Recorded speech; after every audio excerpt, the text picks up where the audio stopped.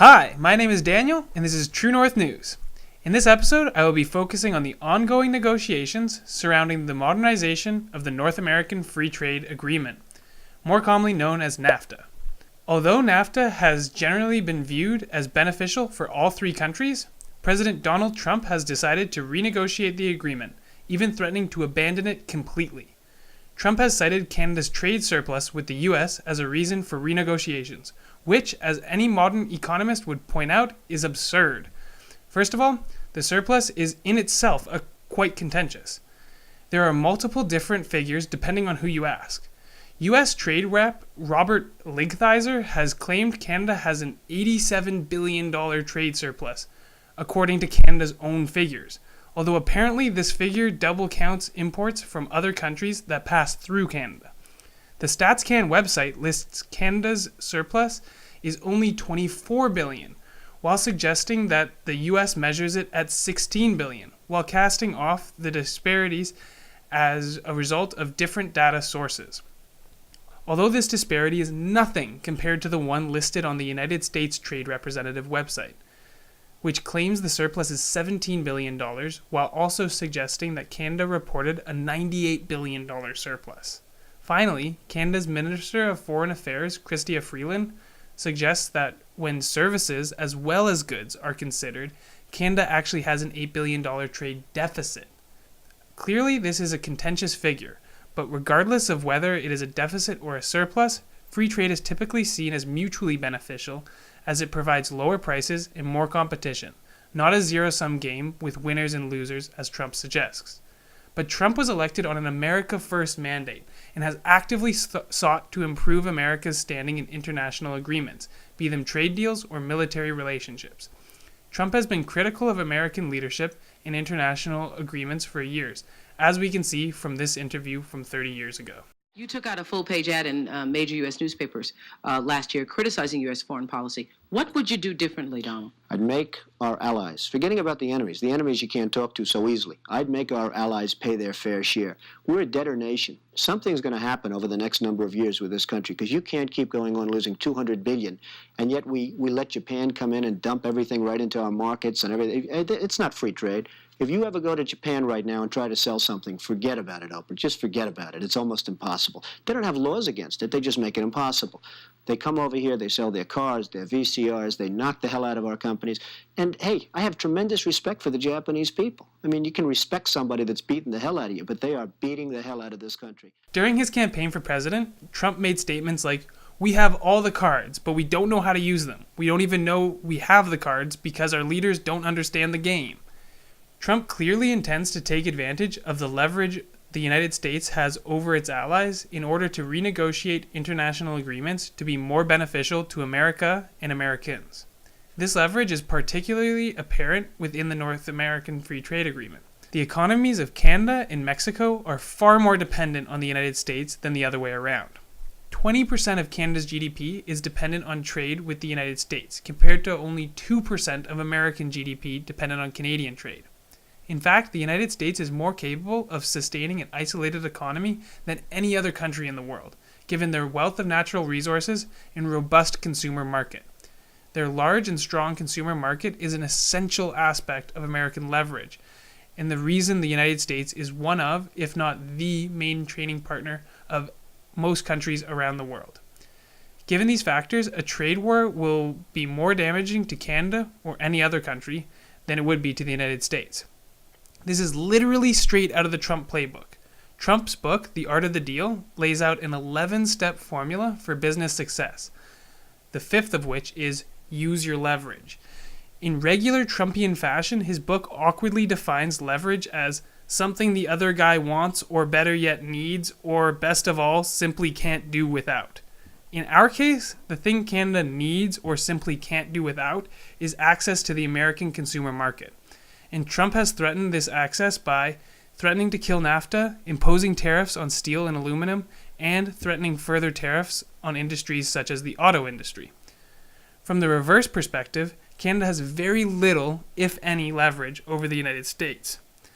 Whereas in recent years, the U.S. has been dependent on Canadian energy and electricity imports, the Trump administration has limited this advantage by removing various environmental regulations and allowing for more domestic extraction of energy resources, making the United States increasingly energy independent. These changes, although very controversial, have removed a key source of Canadian leverage and will make these negotiations much more difficult. Out of the 50 states, 35 of them has Canada as their most important foreign market, but only 2, Michigan and Vermont, depend on Canadian trade for more than 10% of the economic output. Despite his lack of leverage, Trudeau optimistically and foolishly entered these negotiations with a list of progressive demands, attempting to include things like environmental regulations, gender equality, and Indigenous reconciliation.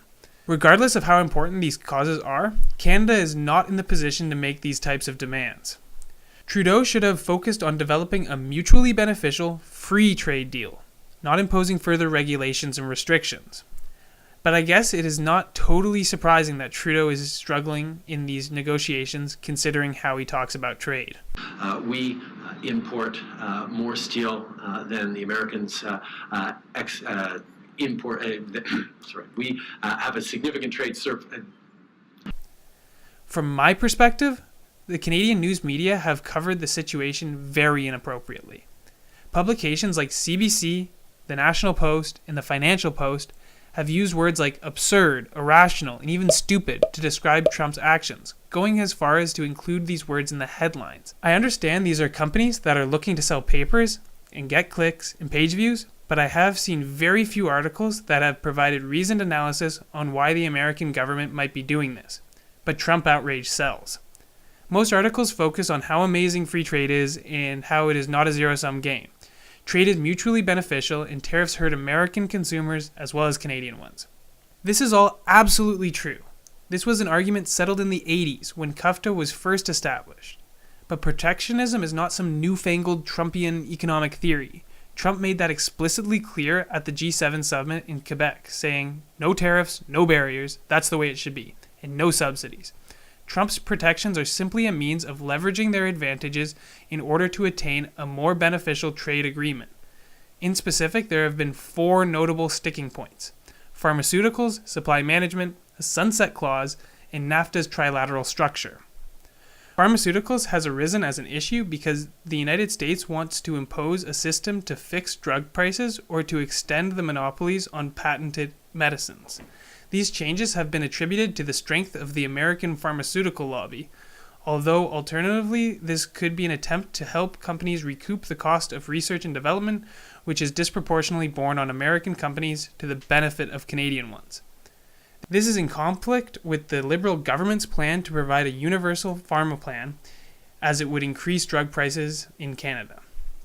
Supply management is Canada's system of price fixing and controlling the supply of eggs, poultry, and dairy products. This system imposes a 270% tariff on these products entering Canada. Trump has claimed supply management is uncompetitive and demands its abolition, further pointing out that it was the Canadian government, not he, that started the trade war. But Canadian politicians remain firmly in support of the system, passing a unanimous motion in the House of Commons.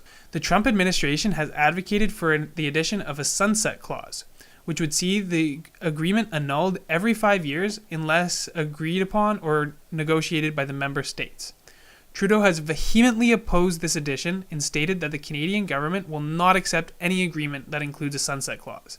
Trudeau suggests this type of clause would be bad for business security. Specifically, he used real estate as an example, saying, if you agree to build a building on a particular parcel of land but only hold the lease for 5 years, and after 5 years you actually lose the lease, you might not be interested in investing in the building that's going to be on that land. While Trudeau's position is logical, a sunset clause is not totally unreasonable. The economy has changed a lot in the 2.5 decades since NAFTA was initially agreed to, due to globalization and technological changes. And the economy will continue to transform with massive developments such as self-driving vehicles and machine learning on the horizon. Mandating consistent renegotiations may be a positive change, although the period should probably be longer than the 5 years suggested. The 4th major sticking point has been NAFTA's trilateral structure, that is to say, having one agreement that governs trade between Canada, the United States, and Mexico, as opposed to 3 bilateral agreements. The Trump team has advocated splitting the agreement, likely to get a tougher deal with Mexico, but the trade teams from Mexico and Canada have been steadfast in maintaining a trilateral structure that is win-win-win. Yet again, this demand from the Trump team does not seem totally unreasonable. Canada, the US, and Mexico are three very different countries, and it would seem that trade representatives would be able to develop more appropriate and specialized deals if NAFTA was split. A strong argument for maintaining the trilateral deal is the importance of certain supply chains that run through all three nations, such as the auto industry. Auto products are Canada's second largest export to the United States, and disrupting these supply chains could have potentially adverse effects. The Canadian government has not simply accepted Trump's punishing economic posturing. Trudeau's team has responded by launching formal complaints through NAFTA and the World Trade Organization's dispute settlement mechanism, while imposing tariffs on American goods at an equal value, roughly $17 billion. The government has imposed a reciprocal 25% tariff on American steel and a 10% tariff on certain consumer goods. These goods were carefully selected in order to maximize the political fallout in the US, based off of which state they were sourced from, while minimizing the impact on Canadian consumers by selecting goods that can be easily substituted with goods produced domestically or by other non-American partners. Further, Trudeau and his trade team have attempted to dampen the impacts of American tariffs by restarting trade talks with Europe through the Comprehensive Economic Trade Agreement, as well as countries in the Far East through the Comprehensive and Progressive Agreement for Trans-Pacific Partnership. While diversifying our trading partners is important for economic security, the United States will always be our most important trading partner given the geography of the situation. While Canada's response has been strong, it is not sustainable. Trump has demonstrated with China that he is willing to use his leverage and escalate trade wars. And as I have already explained, this is not a fight we can win. While this is a good start to negotiations, demonstrating we will not simply roll over, ultimately we will have to make concessions. Conceding on things like NAFTA's trilateral structure, accepting an extended sunset clause, or phasing out supply management would be a good place to start. It might put us in a position where we can make some demands to protect Canadian workers or even impose environmental or gendered regulations. It also may be wise to placate Trump by further aligning our foreign economic policy with the United States. For example, joining the US in punishing China's unfair trading practices with tariffs or harmonizing regulations to reduce binational transaction costs. Canada does best when she is aligned with the United States, and this may help the government negotiate a more favorable deal. The final point I would like to make is that it is important that these two leaders don't get caught up playing politics. Both leaders stand to gain politically by puffing out their chests and opposing one another.